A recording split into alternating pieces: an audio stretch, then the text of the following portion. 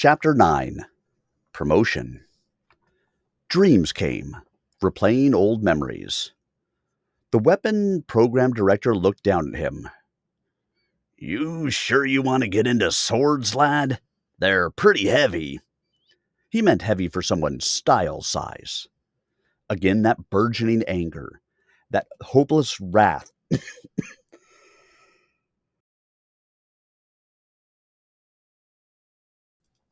Instigated by the careless affronts of strangers.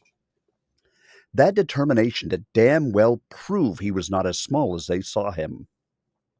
To prove it, most of all, to himself. "I need a sword. For the game." "Ah, the game." The man squinted at him judiciously. "Maybe I've seen you there. Name?" "Stile." For a moment, he hoped he had some compensating notoriety from the game. The man shook his head. "No, must have been someone else. A child star, I think." So, Stile reminded this oaf of a child. Didn't even occur to the program director that such a reference might be less than complimentary to a grown man. But it would be pointless to react openly, or covertly. Why couldn't he just ignore what others thought? Let their opinions flow from his back like idle water. Stile was good at the game, but not that good. Not yet. He had a number of weaknesses to work on, and this was one. "Maybe you'll see me sometime with a sword." The director smiled condescendingly. "It is your privilege. What kind did you want?" "The rapier." The man checked his list. "That class is filled. I could put you on the reserve list for next month." This was a disappointment. Stile had admired the finesse of the rapier and felt that he could do well with it. "No, I have time available now." "The only open class today is the broadsword.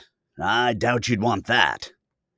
Stile doubted it too, but he did not appreciate the director's all too typical attitude. It was one thing to be looked down on, another to accept it with proper grace. "I'll take the broadsword." The man could not refuse him. Any serf was entitled to any training available, so long as he was employed and the training did not interfere with his assigned duties. "I don't know if we have an instructor your size." Stile thought of going up against a giant for his first lesson. He did not relish that either. "Aren't you supposed to have a full range of robots?" The man checked. He was obviously placing difficulties in the way, trying to discourage what he felt would be a wasted effort. He could get a reprimand from his own employer if he placed a serf in an inappropriate class and an injury resulted. "Well, we do have one, but—" "I'll take that one," Stile said firmly. This oaf was not going to balk him. The director shrugged, smiling less than graciously. "Room 21. Stile was startled. That happened to be his age. 21. He had been a stable hand for a year now. Coincidence, surely. He thanked the director perfunctorily and went to room 21. "Good afternoon, ma'am," the instructor said, coming to life. "Please allow me to put this protective halter on you, so there is no untoward accidents." She held out the armored halter. A female robot. Programmed, of course, for a woman. That was how the problem of size had been solved. Stile imagined the director's smirk, if he left now. He gritted his teeth. "I don't need the halter. I'm a man." How significant that statement seemed. If only he could get living people to listen too. He was a man, not a midget, not a child. The robot hesitated. Her face and figure were that of a young woman, but she was not of the most advanced type. She was not programmed for this contingency. "Ma'am, it is required." Useless to argue with a mechanical. "All right." Stile took the halter and tied it about his waist. There it might offer some modicum of protection for what a man valued. The robot smiled. Very good, ma'am. Now here are the weapons. She opened the storage case. It seemed an anomaly to Stile to have a female instructing the broadsword, but he realized that women played the game too, and there were no handicaps given for size, age, experience, or sex, and not all of them cared to default when it came to fencing. They felt as he did. They would go down fighting. Often a person with such an attitude did not go down at all. She won, to her surprise. Attitude was important. The robot was not smart, but she was properly programmed. She commenced the course of instruction, leaving nothing to chance. Stance, motion, strategy, exercises for homework to increase facility, safety precautions, scoring mechanisms, and self-rating scale. Very basic, but also very good. When a program of instruction was instituted on Proton, it was the best the galaxy could offer. Stile discovered that the broadsword had its own virtues and techniques. It had two cutting edges as well as the point, making it more versatile for the person who mastered it. It did not have to be heavy. Modern alloys and molecular foam metals made the blade light yet keen. He soon realized that there could be a game advantage in this weapon. Most opponents would expect him to go for the rapier and would play to counter that. Of such misjudgments were game decisions made. Next morning he reported to the stables as usual. "Stile, we're bringing in a robot trainer from another farm," the foreman said. "Name's Roberta. Get out to the receiving gate and bring her in." And he smiled privately. Stile went without question, knowing another stable hand would be assigned to cover his chores in the interim. He had been given a post of distinction, greeter to a new trainer. No doubt Roberta was a very special machine. She was already at the gate when Stile arrived. She was in the shade of a dwarf eucalyptus tree, mounted on a fine bay mare about 16 hands high. The gatekeeper pointed her out, half hiding a smirk. What was so funny about this robot? Stile was reminded uncomfortably of the weapon program director, who had known about the female robot instructor. Being deceived in any fashion by a robot was always an embarrassment, since no robot intentionally deceived, unless programmed to. But that was another matter. This one did not look special. Flowing yellow hair, a perfect figure, standard, since they could make humanoid robots any shape desired. Why make a grotesquerie? She seemed small to be a trainer, smaller than the fencing instructor he had worked with. She was a rider, obviously. Was she also a jockey? To break in the most promising horses for racing. No robot jockey could actually race, by law, but no living person had the programmed patience of a training machine, and the horses did well with such assistance. "Roberta, follow me," Stile said, and began walking along the access trail. The robot did not follow. Stile paused and turned, annoyed. "Roberta, accompany me, if you please." That last was a bit of irony, as robots lacked free will. She merely looked at him, smiling. Oh no! Was she an idiot model, not programmed for verbal directives? Yet virtually all humanoid robots were keyed to respond at least to their names. "Roberta," he said peremptorily. The mare perked her ears at him. The girl chuckled. "She only responds to properly couched directives," she said. Stile's eyes passed from girl to mare. A slow flush forged up to his hairline. "The horse," he said. "Roberta, say hello to the red man," the girl said, touching the horse's head with her crop. The mare neighed. "A robot horse," Stile repeated numbly. "A living girl." "You're very intelligent," the girl said. "What's your name?" Stile. Of all the pitfalls to fall into. Well, Stile, if you care to mount Roberta, you can take her in. His embarrassment was replaced by another kind of awkwardness. I am a stable hand. I don't ride. She dismounted smoothly. Afoot, she was slightly shorter than he, to his surprise. She evinced the confidence normally associated with a larger person, though of course height was less important to women. You're obviously a jockey, Stile, as I am. Don't try to fool me. That's Stile. Noah, he said.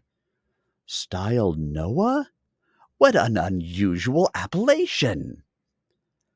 Just Stile. What's your name? I'm Toon. Now that the amenities are complete, get your butt on that robot. You don't understand. Stable hands tend horses. They don't ride. This is not a horse. It's a robot. Who ever heard of a jockey who didn't ride? I told you, I'm not.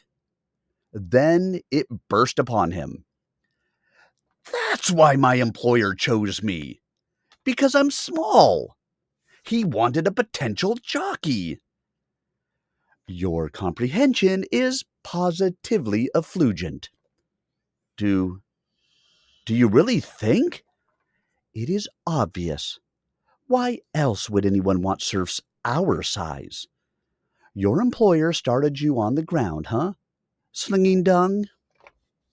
Slinging dung, he agreed, feeling better. This girl was small. She was not really making fun of him. She was playfully teasing him. Until I found a worm. A whole worm? She asked round-eyed. How did it taste? A parasite worm? In the manure? They don't taste very good. Now I've been a year in the stable. I don't know a thing about riding. Ha! You've watched every move the riders make, Toon said. I know. I started that way too. I wasn't lucky enough to find a worm. I worked my way up. Now I race. Don't win many, but I've placed often enough. Except now I'm on loan to do some training. For those who follow after, etc. Come on, I'll show you how to ride. Stile hesitated. I don't think I'm supposed to. For crying in silence, she exclaimed. Do I have to hand feed you? Get up behind me. Roberta won't mind. It's not the horse. It's my employer's policy. He's very strict about. He told you not to take a lift on a robot? No, but what will he say if you don't get Roberta to your stable at all? Was she threatening him? Better her displeasure than that of his employer. Suppose I just put you back on the horse and lead her in. Toon shrugged. She had the figure for it. Suppose you try. Call one bluff. Stile stepped in close to lift her. Toon met him with a sudden, passionate kiss. Stile reeled as from a body block. Toon drew back and surveyed him for all of 10 centimeters distance. Had enough? You can't lead Roberta anyway. She's programmed only for riding. Stile realized he was overmatched. We'll do it your way. It'll be your fault if I get fired. I just knew you'd see the light, she exclaimed, pleased. She put her foot in the stirrup and swung into the saddle. Then she removed her foot. Use the stirrup. Hold on to me. Lift your left foot. It's a big step the first time. It was indeed. 16 hands was over 1.6 meters, a tenth of a meter taller than he was. He had to heft his foot up past waist height to get it into the stirrup. He had seen riders mount smoothly, But his observation did not translate into competence for himself. Toon was in the way. He was afraid he'd bang his head into her left breast, trying to scramble up. She chuckled and reached down with her left hand, catching him in the armpit. She hauled as he heaved, and he came up and banged his head into her breast. "Swing it around behind, over the horse," she said. Then, at his stunned pause, she added, "I'm referring to your right leg, clumsy." Stile felt the flush burning right down past his collarbone. He swung his leg around awkwardly. He kneed the horse, but managed to get his leg over, and finally righted himself behind Toon. No one would know him for a gymnast at this moment. "That mounting should go down in the record books," she said. "Your face is so hot it almost burned my skin." Stile could not see her face, but knew she was smiling merrily. "Now put your arms around my waist to steady yourself. Your employer might be mildly perturbed if you fell down and broke your crown. Good gunslingers are hard to replace. He'd figure Roberta was too spirited a nag for you." Numbly, Stile reached around her and hooked his fingers together across her small, firm belly.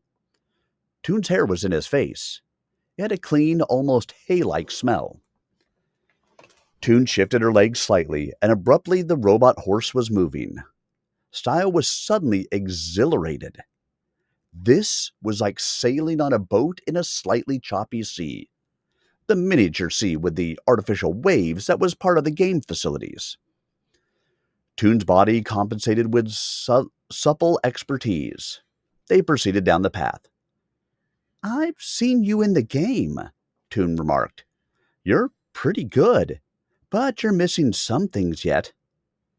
"I started fencing lessons yesterday," Stile said, half flattered, half defensive.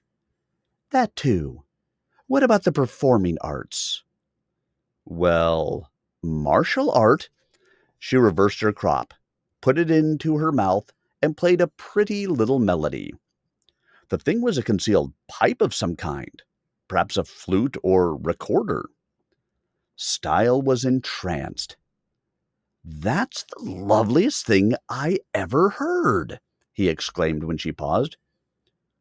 "Who's steering the horse?" "You don't need reins to steer a horse. Haven't you caught on to that yet? You don't need a saddle to ride either. Not if you know your business. Your legs, the full set of your weight. Watch." Roberta made a steady left turn until she had looped a full circle. "You did that?" Stile asked. "I didn't see anything." "Put your hand on my left leg. No, go ahead. Stile, I want you to feel the tension. See, when I press on that side, she bears right. When I shift my weight back, she stops."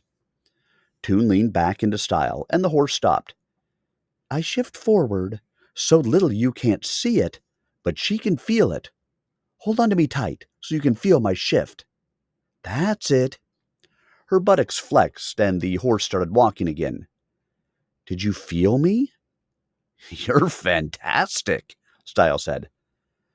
"I referred to the guidance of the horse. I already know about me." Yes." "Roberta responds only to correct signals. She has no idiosyncrasies as a living animal might. You have to do it just right with her. That's why she's used for training, so the horses won't teach the riders any bad habits.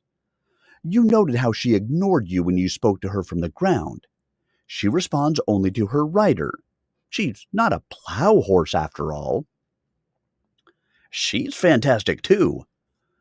"Oh, she is indeed. But me, I do have two cute little faults." Stile was inordinately interested now. "What are they?" "I lie a little."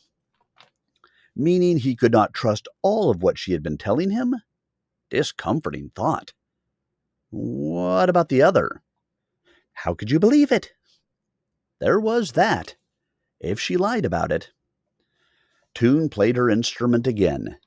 It was, she explained, a keyboard harmonica, with the keys concealed.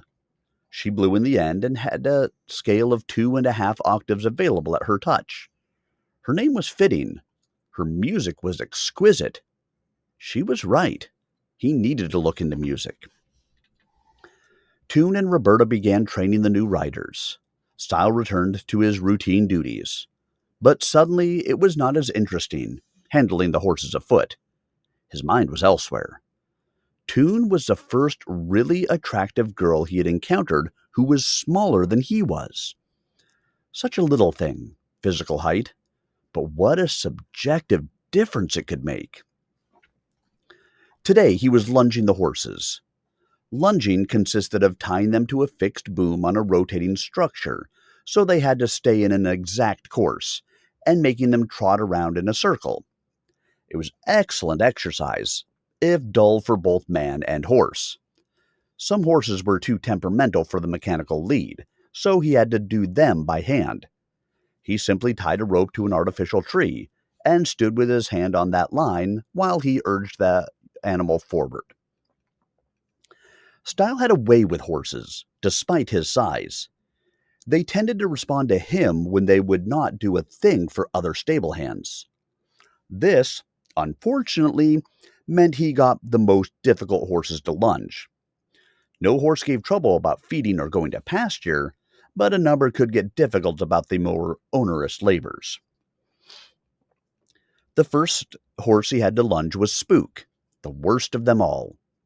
Spook was jet black all over, which perhaps accounted for his name. He was also extremely excitable, which was a more likely reason for his name. He could run with the best, the very best, but had to be kept in top condition. "Come on, Spook," Stile said gently. "You wouldn't want to get all weak and flabby, would you? How would you feel if some flat-footed mare beat your time in a race? You know you have to exercise." Spook knew no such thing. He aspired to a life career of grazing and stud service. There was little room in his itinerary for exercise. He had quite an arsenal of tricks to stave off the inevitable. When Stile approached, Spook retreated to the farthest corner of his pen, then tried to leap away when cornered. But Stile, alert, cut him off and caught his halter. He had to reach up high to do it, for this Spook could look right over Stile's head without elevating his own head. Spook could have flattened Stile, had he wanted to, but he was not a vicious animal, and perhaps even enjoyed this periodic game. Spook tried to nip Stile's hand. "No," Stile said sharply, making a feint with his free hand as if to slap the errant nose, and the horse desisted. Move and countermove, without actual violence. That was the normal language of horses, who could indulge in quite elaborate series of posturings to make themselves accurately understood. They took a few steps along the path, then Spook balked, planting all 4 feet in the ground like small tree trunks. He was, of course, far too heavy for even a large man to budge by simple force. But Stile slapped him lightly on the flank with the free end of the lead line, startling him into motion. One thing about being spooky, it was hard to stand firm. Spook moved over, trying to shove Stile off the path and into a building. But Stile shoved the horse's head back, bracing against it. Control the head, control the body. He had learned that principle in martial art, winning matches by hold-downs, though his opponents might outweigh him considerably, because their greater mass became useless against his strategy. Few creatures went far without their heads. Spook tried to lift his head too high for Stile to control. Stile merely hung on, though his feet left the ground. After a moment, the dead weight became too much, and the horse brought his head down. Other stable hands used a martingale on him, a strap to keep the head low, but that made this horse even more excitable. Stile preferred the gentle approach. At last he got Spook to the lunging tree. "Walk," he commanded, making a token gesture with the whip. The horse sighed, eyed him, and decided to humor him this once. He walked. Every horse was an individual. "Spook, you're more trouble than a stable full of rats. But I like you," Stile said calmly. "Let's get this over with, work up a sweat, then I'll rub you down. After that, it's the pasture for you. How does that sound?" Spook glanced at him, then made a gesture with his nose toward the pasture. Horses' noses, like their ears, were very expressive. A nose motion could be a request or an insult. "Lunge first," Stile insisted. Spook licked his lips and chewed on a phantom delicacy. "Okay," Stile said, laughing. "A carrot and a rubdown. That's my best offer. Now trot. Trot." It was all right. The horse broke into a classy trot. Any horse was pretty in that gait, but Spook was prettier than most. His glossy black hide fairly glinted, and he had a way of picking up his feet high that accentuated the precision of his motion. The workout was going to be a success. Stile's mind drifted. The girl. Toon. Could she be right about his destiny? There were stringent rules about horse competition because of the ubiquitous androids, cyborgs, and robots. Horses had to be completely natural and raced by completely natural jockeys. The less weight a horse carried, the faster it could go. There were no standardized loads here. So a man as small as Stile, yes, it did make sense in citizen terms. Citizens did not care about serf convenience or feelings. Citizens cared only about their own concerns. Stile's aptitude in the game, his intelligence in schooling, these things were irrelevant. He was small and healthy and coordinated. Therefore, he was slated to be a jockey. Had he been 3 meters tall, he would have been slated for some citizen's classical basketball team. He didn't have to like it. He worked where employed, or he left Proton forever. That was the nature of the system. Still, would it be so bad, racing? Toon herself seemed to like it. Aboard a horse like Spook here, urging him on to victory, leaving the pack behind, hearing the crowd cheering him on. There were certainly worse trades than that. He did like horses, liked them well. So maybe the citizen had done him a favor, making his size an asset. A lout like the stable hand Bourbon might eventually become a rider, but he would never be a racer. Only a small person could be that. Most were women, like Toon, because women tended to be smaller and gentler. Stile was the exception. Almost, now, he was glad of his size. And Toon herself. What a woman! He would have to take up music.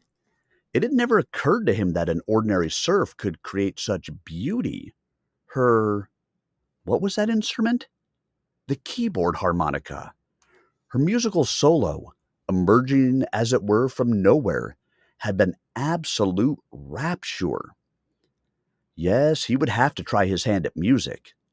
That might please her, and he wanted very much to please her. She could, of course, have her pick of men. She had poise and wit and confidence. She could go with a giant if she wanted. Stile could not pick among women. He had to have one shorter than he. Not because he demanded it, but because society did. If he appeared among serfs with a girl who outmassed him, others would laugh, and that would destroy the relationship. So he was the least of many from Toon's perspective, while she was the only one for him. The trouble was, now that he knew he wanted her, his shyness was boiling up, making any direct approach difficult. How should he? "One side, shorty!" It was Bourbon, the stable hand who was Stile's greatest annoyance. Bourbon was adept at getting Stile into mischief, and seemed to resent Stile because he was small. Stile had never understood that before. Now, with the realization of his potential to be a jockey, the resentment of the larger person was beginning to make sense. Bourbon liked to make dares, enter contests, prevail over others, and his size would work against him, racing horses. Today, Bourbon was leading Pepper, a salt and pepper speckled stallion. "Make way for a man and a horse." Spook spooked at the loud voice. He leaped ahead. The lead rope jerked his muzzle around. The horse's body spun out, then took a roll. The line snapped, as it was designed to. A horse could get hurt when entangled. Pepper also spooked, set off by the other horse. He careened into a wall, squealing. The genuine imported wood splintered, and blood splattered to the ground. Stile ran to Spook. "Easy, Spook, easy! You're okay! Calm, calm!" He flung his arms about Spook's neck as the horse climbed to his feet, trying to steady the animal by sheer contact. Bourbon yanked Pepper's head about, swearing. "Now see what you've done, midget!"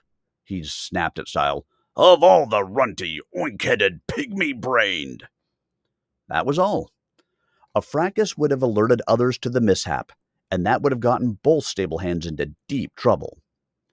Bourbon led his horse on, still muttering about the incompetence of dwarves, and Stile succeeded in calming Spook. All was not well. Stile seethed at the insults added to injury, knowing well that Bourbon was responsible for all of this. The horse had a scrape on his glossy neck and was favoring one foot. Stile could cover the scrape with fixative and comb the mane over it, concealing the evidence until it healed. But the foot was another matter. No feet, no horse, as the saying went. It might be only a minor bruise, but it might also be more serious. He couldn't take a chance. That foot had to be checked. It would mean a gross demerit for him, for he was liable for any injury to any animal in his charge. This could set his promotion back a year, right when his aspirations had multiplied. Damn Bourbon! If the man hadn't spoken sharply in the presence of a horse known to be excitable, but of course, Bourbon had done it deliberately.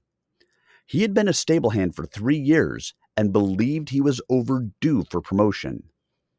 He took it out on others as well as on Stile, and of course, he resented the way Stile was able to handle the animals.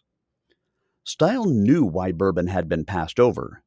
It wasn't his size, for ordinary riders and trainers could be any size. Bourbon was just as mean to the horses, in little ways he thought didn't show and could not be proved. He teased them and handled them with unnecessary roughness. Had he been lunging Spook, he would have used martingale and electric prod. Other hands could tell without looking at the roster which horses Bourbon had been handling, for these animals were nervous and shy of men for several days thereafter. Stile would not report Bourbon, of course. He had no proof of fault, and it would be contrary to the surf code, and would gain nothing. Technically, the man had committed no wrong. Stile's horse had spooked first. Stile should have been paying better attention, and brought Spook about to face the intrusion so as not to be startled. Stile had been at fault, in part, and had been had. Lessons came hard.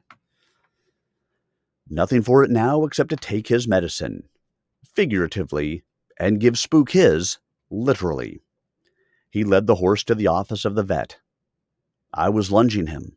He spooked and took a fall," Stile explained, feeling as lame as a horse.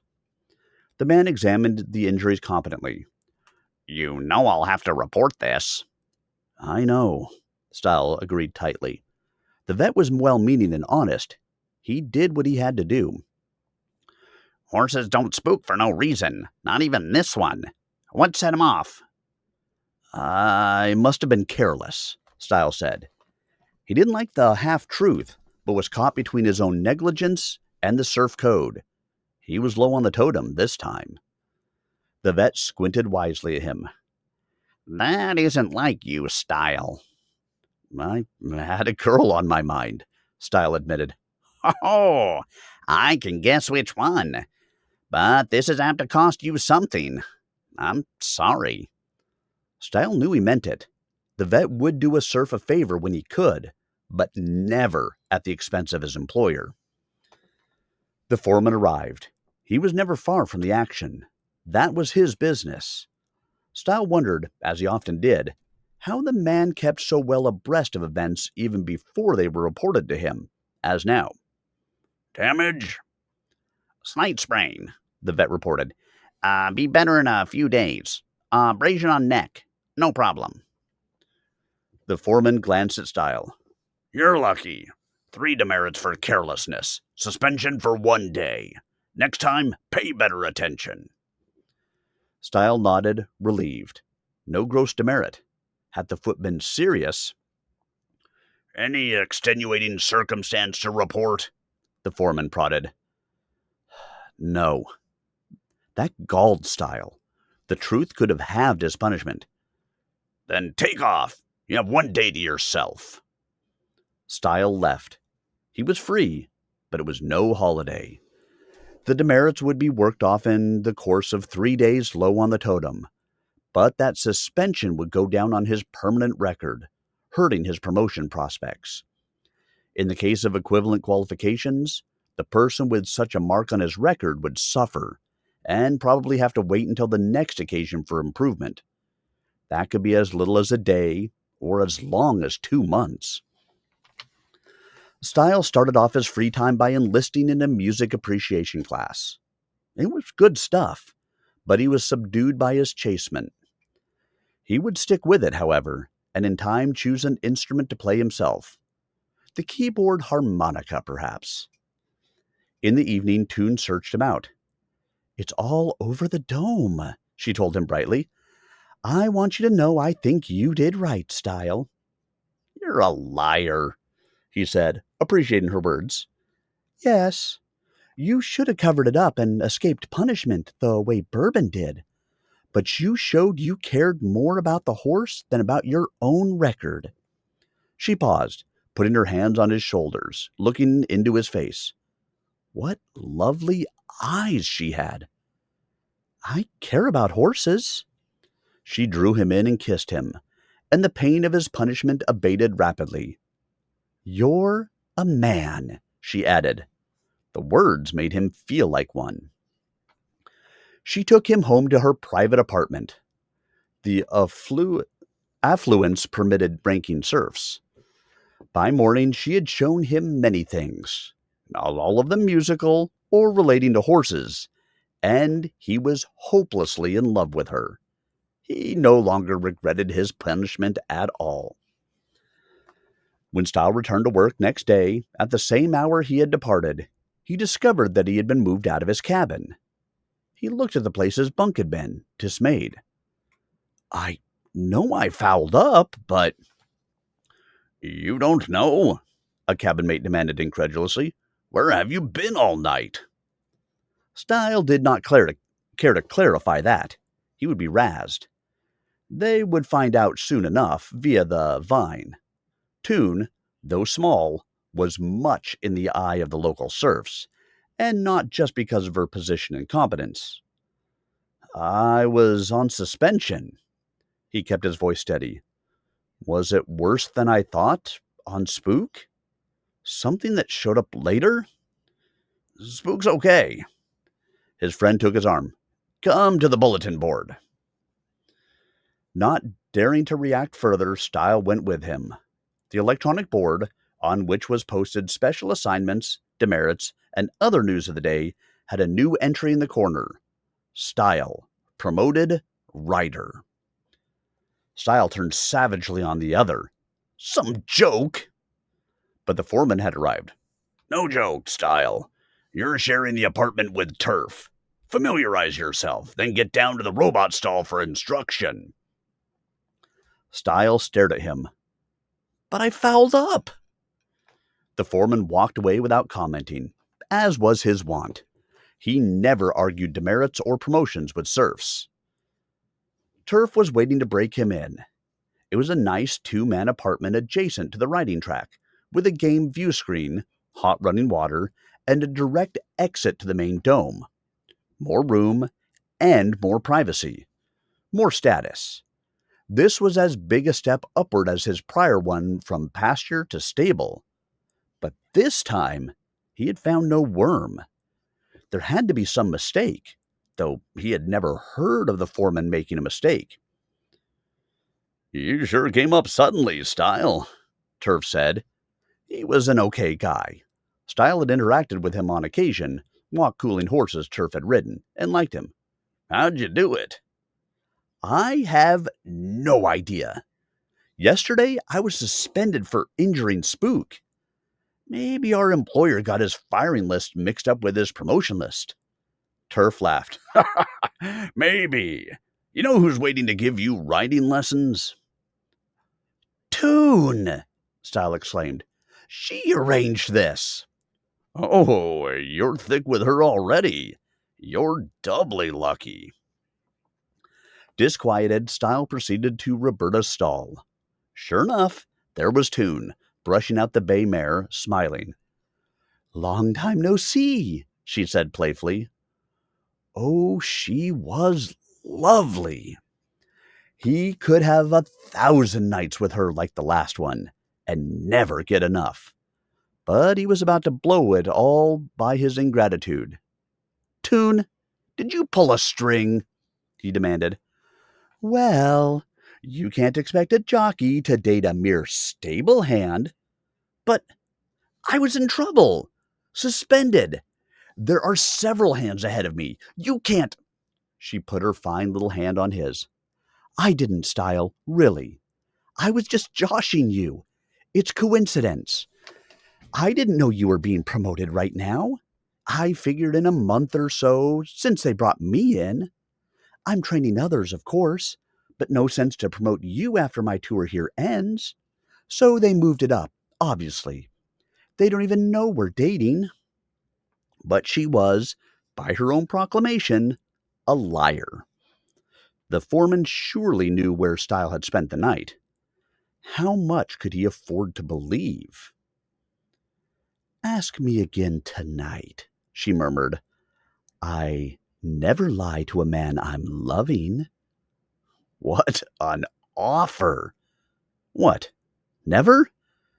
Hardly ever. You're an operetta fan?" He looked at her blankly. "Never mind," he said. "I'm not lying to you now." How he wanted to believe her. "Will you try it alone?" she inquired, indicating Roberta's saddle. "Or do you prefer to hold on to me again and bang your poor little head?" "Both," he said, and she laughed.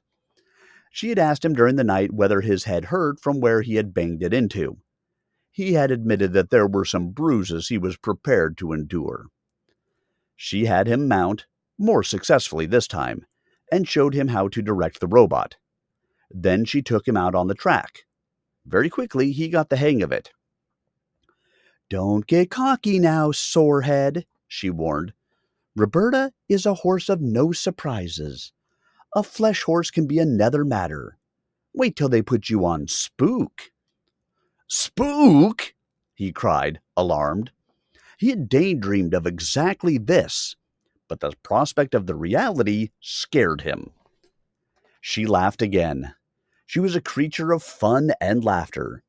It made her body move pleasantly, and it endeared her to those she worked with. "How should I know whom you'll ride? But we'll get you competent first. A bad rider can ruin a good horse." "Yes. The citizen wouldn't be very pleased if a surf fell on his head and splattered dirty gray brains on a clean horse." It was a good lesson, and he returned to his new apartment exhilarated, only to discover more trouble. The foreman was waiting for him. "There is a challenge to your promotion. We have been summoned to the citizen." "We? I can believe there was a foul up with me. That will now be corrected." though he had begun to hope that somehow this new life was real. Even braced for it as he was, this correction was hard to take. But how do you relate? Wasn't your fault. The foreman merely took his elbow and guided him forward. This summons was evidently too urgent to allow time for physical preparation. Stile tried to smooth his hair with his hand and to rub off stray rimes of dirt on his legs from the riding. He felt appropriately naked. In moments, they entered a transport tunnel, took a private capsule, and zoomed through the darkness away from the farm. It seemed the citizen was not at his farmside apartment at this hour. "Now, don't stare. Keep cool," the foreman told him. The foreman himself was sweating. That made Stile quite nervous, for the foreman was normally a man of iron. There must be quite serious trouble brewing. Yet why hadn't they simply revoked Stile's promotion without fuss? They debouched at a hammam. Stile felt the foreman's nudge and realized he was indeed staring. He stopped that, but still the environment was awesome. The hammam was a public bath in the classic Arabian mode. A number of citizens preferred this style because the golden age of Arabian culture back on Earth had been remarkably affluent. Islam had had its golden age, while Christianity had its dark ages. For the ruling classes, at any rate, the color of the age had never had much significance for the common man. Poverty was eternal.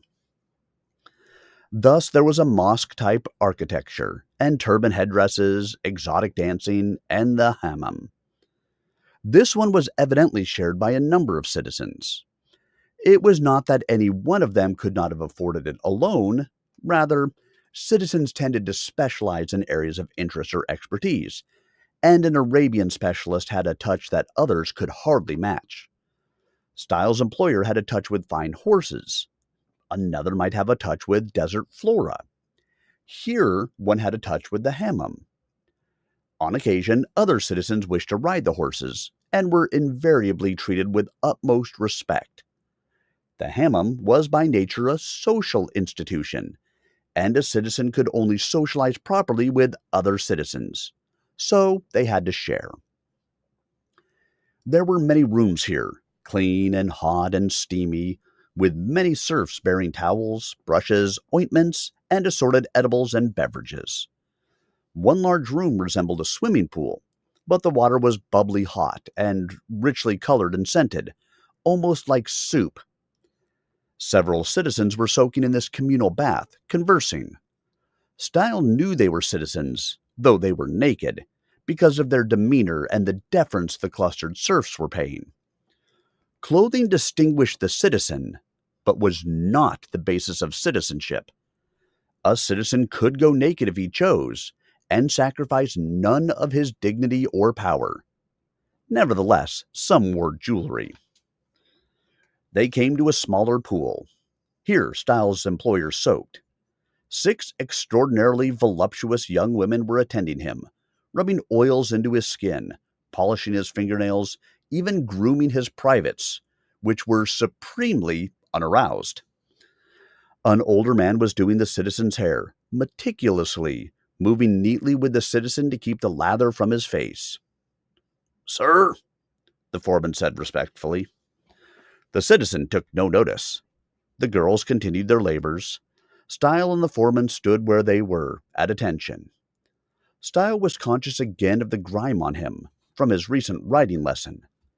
What a contrast he was to these premises and all the people associated with them. Several minutes passed. Stile noted that the citizen had filled out slightly in the past year, but remained a healthy and youngish-looking man. He had fair muscular development, suggesting regular exercise, and obviously he did not overeat. Or if he did, he stayed with non-nutritive staples. His hair looked white, but that was the effect of the lather. His pubic region was black. It was strange seeing a citizen in the same detail as a serf. 2 more men entered the chamber. One was Billy, the roving security guard for the farm. The other was Bourbon. "Sir," Billy said. Now the citizen nodded slightly to the foreman. "Be at ease," the foreman said to the others. Stile, Billy, and Bourbon relaxed marginally. The citizen's eyes nicked to Bourbon. "Elucidate your protest." Bourbon, in obvious awe of his employer, swallowed and spoke. Sir, I was passed over for promotion in favor of Stile here, when I have seniority and a better record." The citizen's eyes flicked coldly to the foreman. "You promoted Stile. Justify this." The foreman had promoted him? Stile had not been aware that the man had such power.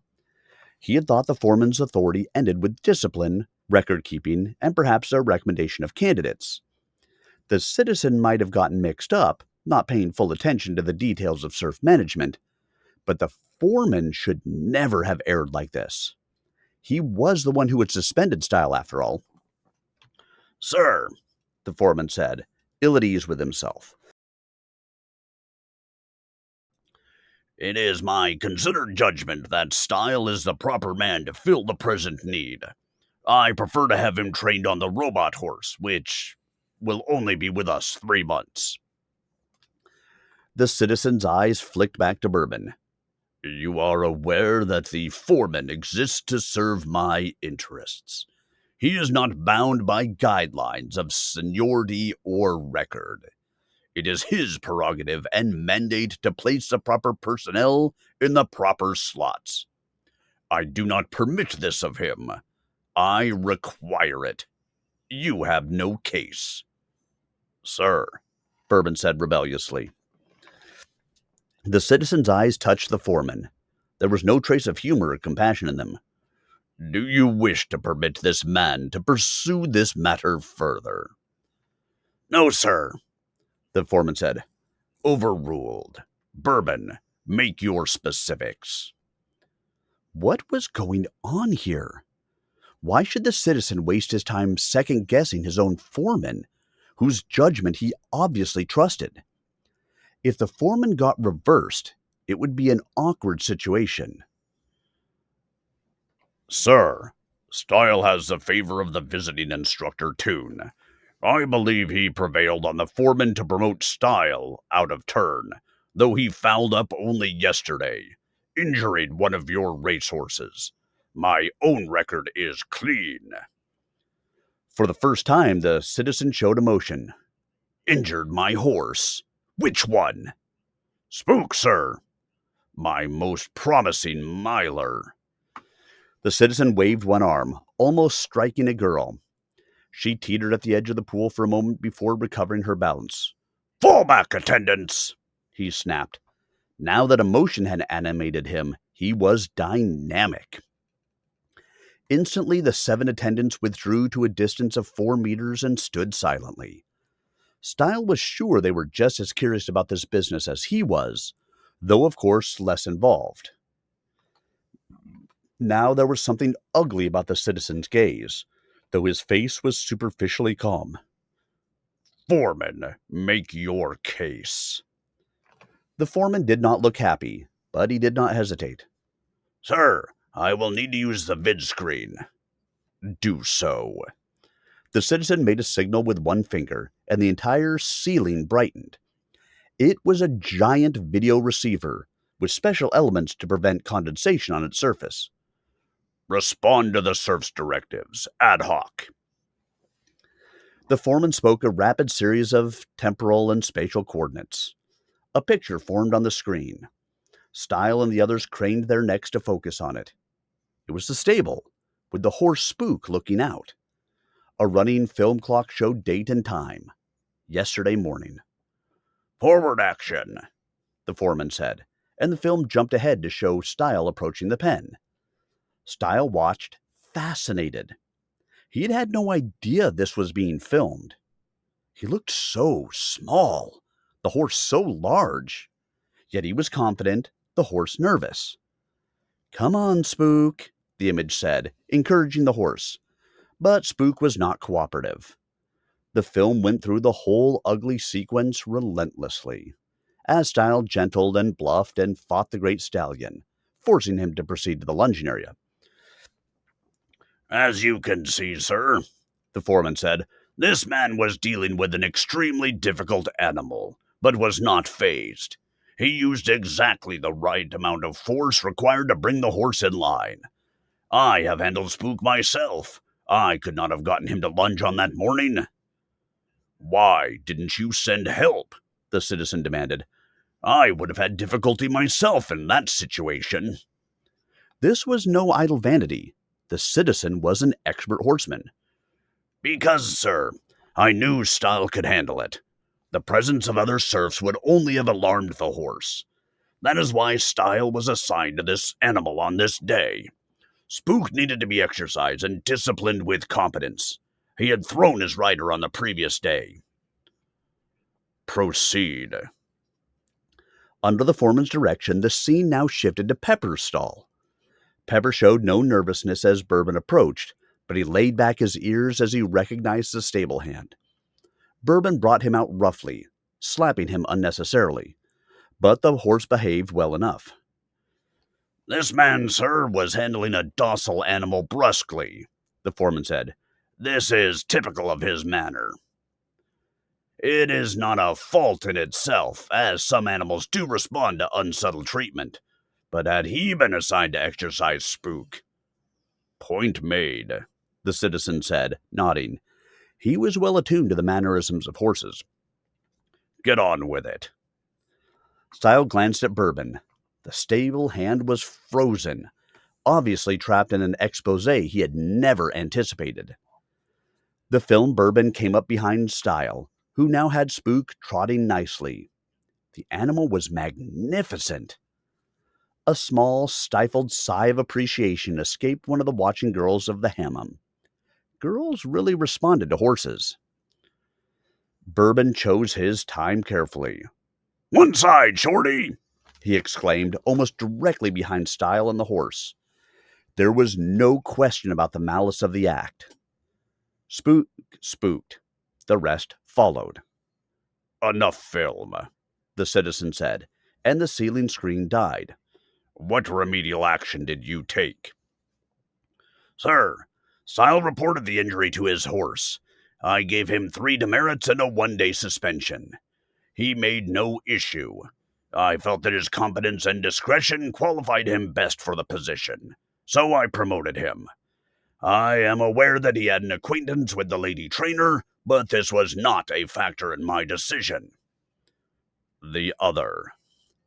"Bourbon did not report the injury to his horse. I felt it more important to preserve the privacy of my observations than to make an overt issue. I passed him over for promotion, but did not suspend him, since the injury to the horse in this charge was minor." "There are no minor injuries to horses!" the citizen cried, red-faced.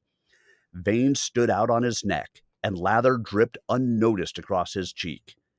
He would have presented a comical figure, were he not a citizen. "You are rebuked for negligence." "Yes, sir," the foreman said, chastened. The citizen turned to Stile. "Your promotion holds. It was merited." He turned to Bourbon, the cold eyes swiveling like the sights of a rifle. "You are fired." When a serf was fired for cause, he was finished on planet Proton. No other citizen would hire him, and in 10 days, his tenure would be aborted. Bourbon was through, and Stile had learned a lesson of an unexpected nature. He had been going with Toon 3 months, the happiest time of his life, studying fencing and writing and music and love, when abruptly she said, "I've got to tell you, Stile, my second fault. I'm short on time. My tenure's over." "You're," he said unbelievingly. "I started at age 10. You didn't think I got to be a jockey overnight, did you? My term is up in 6 months. I'm sorry I hid that from you, but I did warn you how I lied." "I'll go with you," he exclaimed with the passion of youth. She squeezed his hand. Don't be foolish. I like you, Stile, but I don't love you. Outside, you'd be 21 and I'll be 29. And no rejuve medicine. You can do better than that, lover. He thought he loved her, but he knew she was right.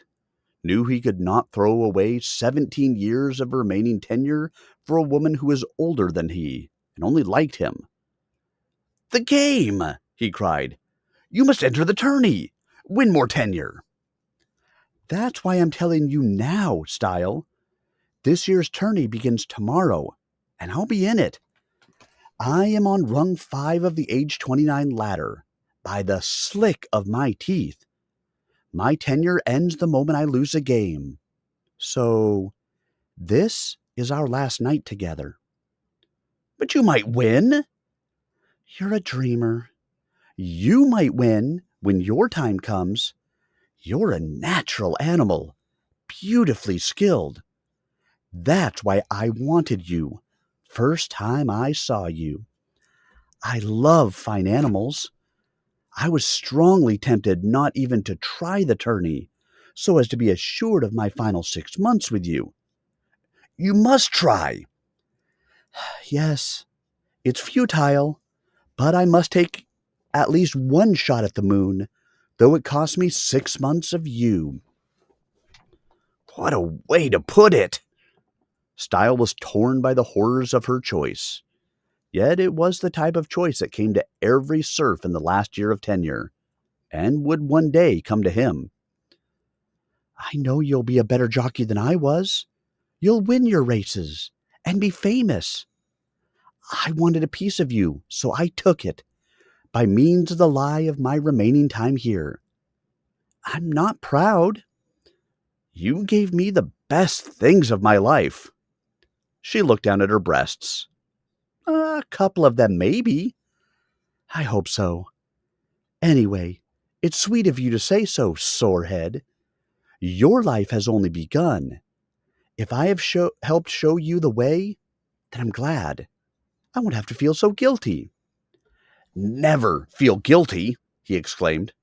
Oh, guilt can be great stuff.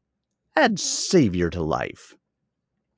But the spark was not in her humor now.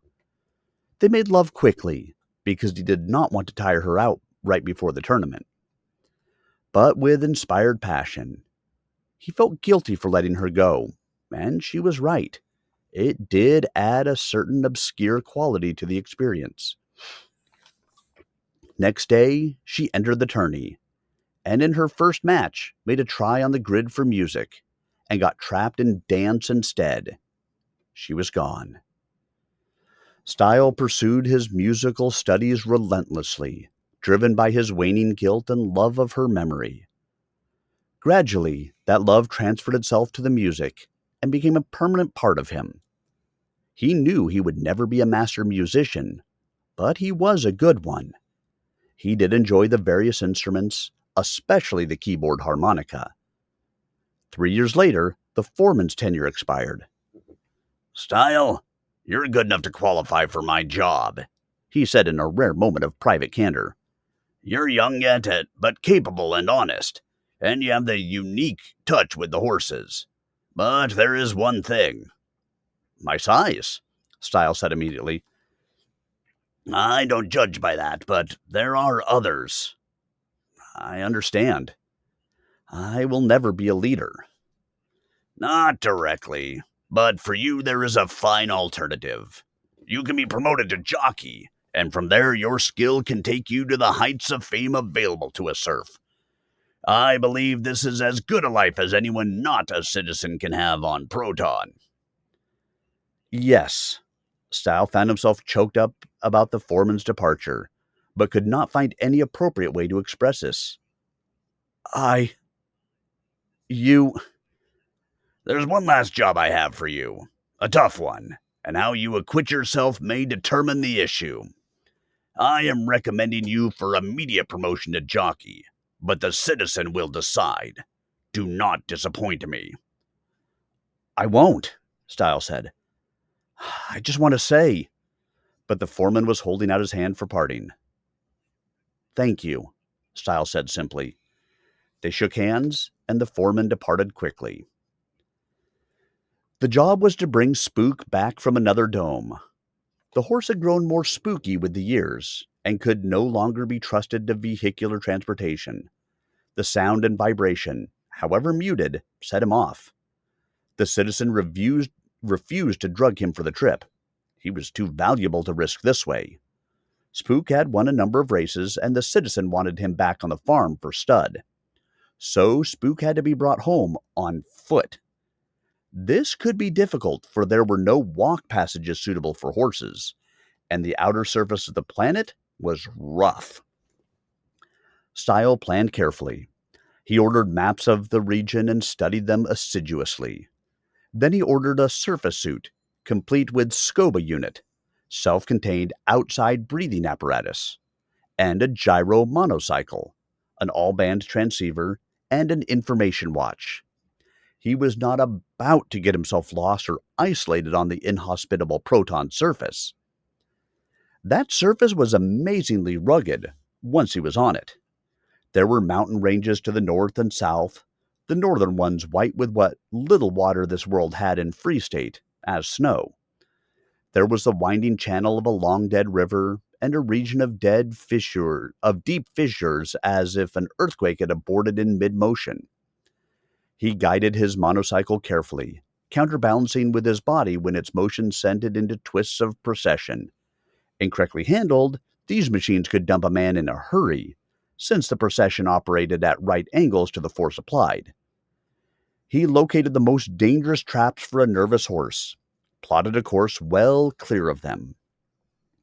Spook would be upset enough, wearing an equine face mask for his breathing and protection of his eyes and ears. Any additional challenges could be disastrous. Which was, of course, why Stile was the one who had to take him through. No one else could do it safely.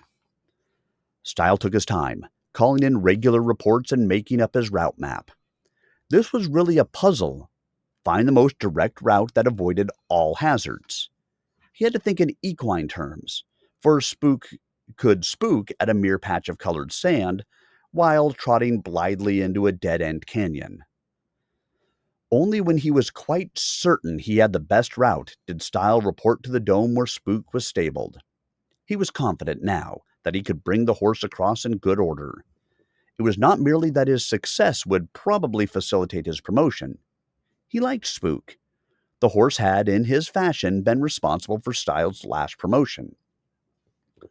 When he arrived at that dome, he found a gram awaiting him. It was from off-planet, the first he had had since his parents moved out. Stile. Am married now. Named son after you. Hope you found yours. Tune. He was glad for her, though her loss hurt with sudden poignancy. 3 months together, 3 years apart. He could not claim his world had ended, yet he had not found another girl he liked as well, and suspected he never would. He found himself humming a melody. He had done that a lot in the first raw months of loss, and it had coalesced into a nervous habit he did not really try to cure. Music would always remind him of her, and he would always pursue it in memory of those 3 wonderful months. So, she had named her son after him. She had not conceived by him, of course. No one conceived involuntarily on Proton. It was just her way of telling him how much their brief connection had meant to her. She had surely had many other lovers, and not borrowed from their names for this occasion. She said she had lied to him, but actually she had made possible an experience he would never have traded. Brevity did not mean inconsequence. No, never. Thank you, Tune, he murmured.